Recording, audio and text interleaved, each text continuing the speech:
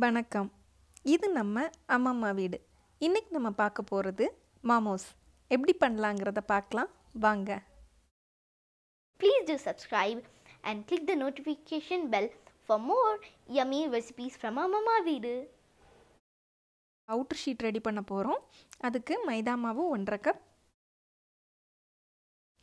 உப்பு தேவையான அளவு, இது கூட கொஞ்சம் எண்ணெய்,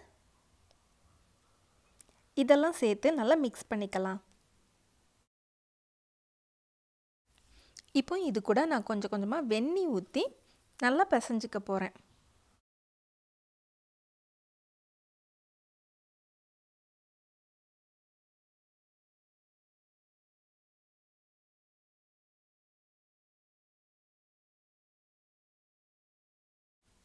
சப்பாத்தி மாவு பதத்துக்கு இதை நல்லா பிசைஞ்சிக்கலாம். இப்போ அவுட்டர் ஷீட் செய்கிறதுக்கான மாவு ரெடி ஆகிடுச்சு. இதை இந்த மாதிரி ஒரு ஈர துணியால் நம்ம மூடி ஒரு அரை மணி நேரம் ஊற வச்சிடலாம். உள்ள ஸ்டஃபிங்க்கான வெஜிடபிள்ஸ் இதை சின்னதாக கட் பண்ணிக்கோங்க. எல்லாத்தையுமே முட்டைக்கோஸ் நல்ல பொடியாக நறுக்குனது, அப்புறம் கேரட் அதை துருவி வச்சுருக்கேன், இஞ்சி அதையும் துருவி இருக்கேன், வெங்காயம் பொடியாக நறுக்குனது, அப்புறம் ஒரு மிளகாய் அதை குட்டியாக கட் பண்ணியிருக்கேன். வெட்டி வச்ச காய்கறி எல்லாத்தையும் இப்போ ஒரு பாத்திரத்தில் மாற்றிக்கலாம். இதை நம்ம தனியாக வதக்க போகிறது கிடையாது. இதை நம்ம பொடியாக தான் நறுக்கியிருக்கோம். அதனால் நம்ம வேக வைக்கும் போதே அது நல்லா வெந்துடும்.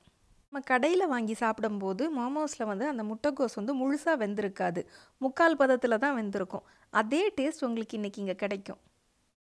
இது கூட உப்பு தேவையான அளவு, பெப்பர் கொஞ்சம் சேர்த்து நல்லா எல்லாத்தையும் மிக்ஸ் பண்ணிக்கலாம். மிக்ஸ் பண்ணி வச்ச வெஜிடபிள்ஸை இந்த மாதிரி ஒரு வெள்ளை துணியில் மாற்றிக்கலாம். இந்த மாதிரி துணியை மூடி நம்ம அதிலிருந்து தண்ணியெல்லாம் புழிஞ்சு எடுக்க போகிறோம். நம்ம வெஜிடபிள்ஸில் தண்ணியே சேர்க்கலை, இருந்தாலும் எவ்வளோ தண்ணி வருது பார்த்தீங்களா?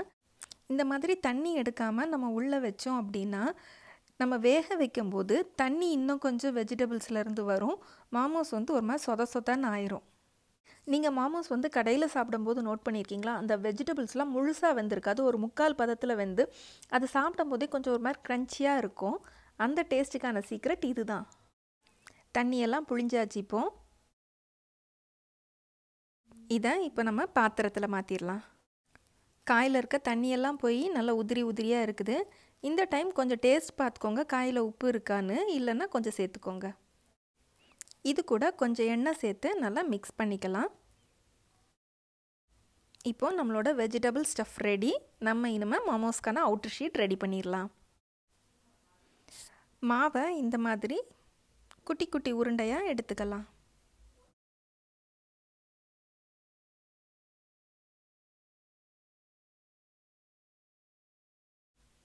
இப்போது நம்ம உருட்டி வச்ச மாவை ஒவ்வொன்றா எடுத்து விரிக்க ஆரம்பிக்கலாம். இதை ரொம்ப பெருசாலாம் விரிக்கணும்னு அவசியம் இல்லை, ஒரு அப்பளம் சைஸ்க்கு இருந்தால் போதும்.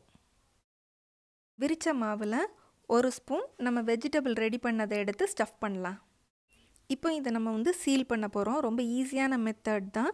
இதை குட்டி குட்டி ஃப்ரில்லாக வச்சு அதை நம்ம மூட போகிறோம்.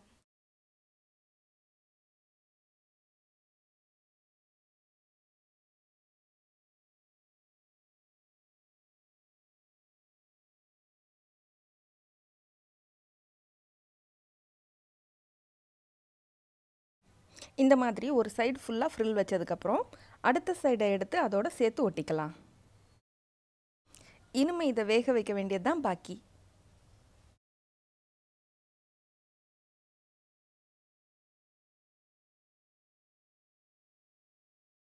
பாத்திரத்தில் தண்ணி ஊற்றி அதில் இந்த மாதிரி ஒரு தட்டை வச்சு அது மேலே எண்ணெயை தடவி நம்ம இப்போ வேக வைக்க போகிறோம். எல்லாமே ரெடி பண்ணியாச்சு. இப்போ இதை ஒரு தட்டால் மூடி ஒரு 15லேருந்து 20 நிமிஷம் வேக வைக்கலாம்.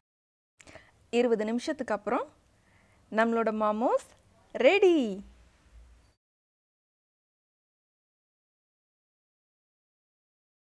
நீங்களும் மோமோஸை கடைகளில் வாங்காமல் இந்த மாதிரி வீட்டிலே செய்யுங்க. செய்கிறதும் ரொம்ப சுலபந்தான். உங்கள் வீட்டு குட்டீஸ்க்கு மோமோஸ் செஞ்சு கொடுங்க. எப்படி இருந்துச்சுன்னு அவங்க சொன்னாங்கங்கிறத கீழே எனக்கு கமெண்ட் பாக்ஸில் கமெண்ட் பண்ணுங்கள். உங்களுக்கு இந்த வீடியோ பிடிச்சிருந்துச்சுன்னா சப்ஸ்கிரைப் பண்ணுங்கள், லைக் பண்ணுங்கள். உங்கள் ஃபேமிலி ஃப்ரெண்ட்ஸில் இருக்கவங்களுக்கு இந்த வீடியோவை ஷேர் பண்ணி மாமோஸ் செய்கிறது எவ்வளோ ஈஸிங்கிறத சொல்லுங்கள். நன்றி.